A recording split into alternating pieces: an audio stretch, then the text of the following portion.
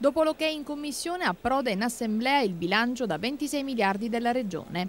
Tre in particolare punti chiave di questa finanziaria: la spesa per la compartecipazione alla sanità, quella per le riserve agli enti locali e per la proroga dei contratti ai precari storici della Regione. Un bilancio da quasi 26 miliardi per il 2012, come detto, e di circa 55 miliardi per il triennio 2012-2014. A rendere così rigoroso e rigido il documento contabile concorrono anche le manovre nazionali, ovviamente i minori introiti rispetto a quelli preventivati nei bilanci precedenti, e la previsione al ribasso delle entrate 2012, pari a circa 288 milioni di euro, al lordo dell'impatto dell'introduzione dell'IMU, l'imposta municipale unica.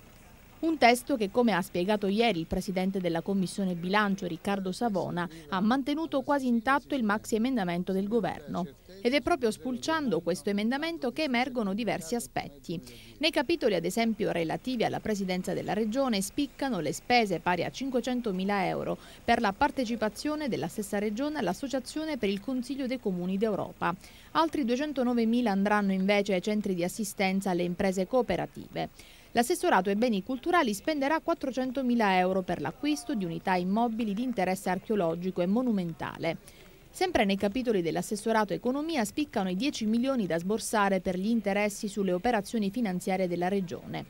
Relativamente alle infrastrutture, una delle voci di maggior peso è quella riferita alle spese per l'espletamento dei servizi di collegamento marittimo con le isole minori, quasi 46 milioni di euro.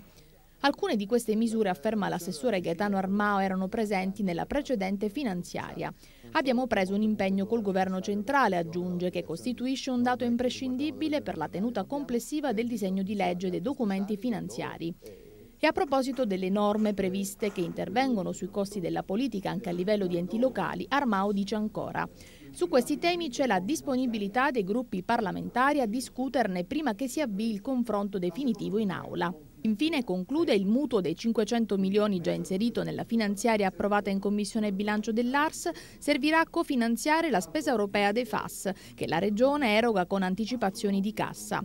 Ora più che mai bisogna puntare sugli investimenti per scongiurare un avvitamento del sistema economico siciliano, che in netto contrasto con una ripresa del PIL che vive il resto del Paese potrebbe portare alla recessione.